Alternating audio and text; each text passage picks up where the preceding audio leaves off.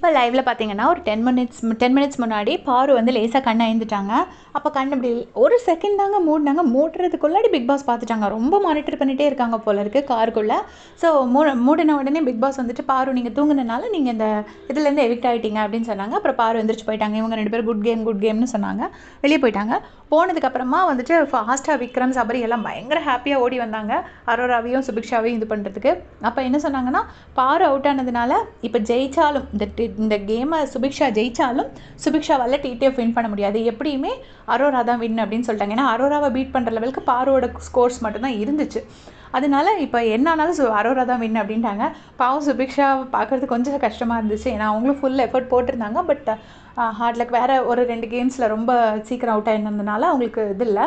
அப்போ வந்துட்டு அரோரா வந்து சரி ஓகே நான் இறங்குறேன். அப்போ இல்லை விக்ரம் கேட்டார், ஃபஸ்ட் சீசன் 1 பிரேக் பண்ணுறீங்களா, 14 ஹவர்ஸ்னு ஏதோ சொன்னாங்க, மத்தியானம் வரைக்கும் இருக்கிறீங்களா அப்படின்னு கேட்டோடனே சுபிக்ஷா கண்டிப்பாக நான் இருக்கிறேன் அப்படின்னாங்க.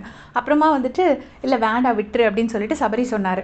அப்புறமா அரோரா என்ன சொன்னாங்கன்னா, நான் இறங்குவேன், என் காலுக்கு ஜூம் வைக்கணும் அப்படின்னு சொன்னாங்க.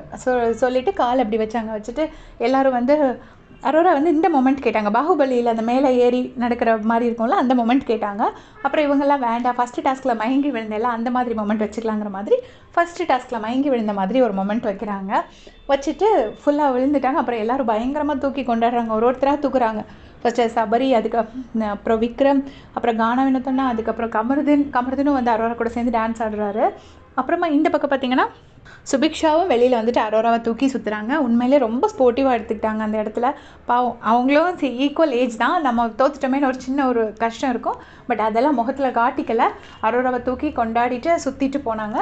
அப்புறம் வந்துட்டு அந்த ஸ்கோர் போர்டு பார்த்துட்டு சார் நான் ஒரு இந்த ஏதோ ஒரு மார்க்கில் 2 இதில் வெளியில் வந்திருப்பாங்க போல இருக்கு, இதில் ஒரு 2-3 மார்க் வாங்கியிருந்தா கூட நான் இன்றைக்கி வின் பண்ணியிருந்திருப்பேன், சரி என்ன பண்ண முடியும் அப்படின்னு சொன்னாங்க. கஷ்டமாக இருந்துச்சு பார்க்கறதுக்கு சுபிக்ஷாவை.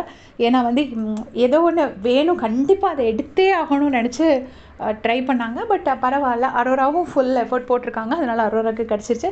அப்போ வந்து விக்ரம் சொன்னார், நம்ம என்ன சொன்னோம், நீ தான் கடைசி ஃபுல்லாக ஆயா தான் கடைசி 105 நாள் வரைக்கும் இருக்க போகிறா அப்படின்னு சொல்லிட்டு விக்ரம் சொல்கிறாரு. ஸோ இதே மாதிரி அப்படியே செஞ்சுக்க சேனல் சப்ஸ்கிரைப் பண்ணிக்கோங்க. தேங்க்ஸ் ஃபார் வாட்சிங்.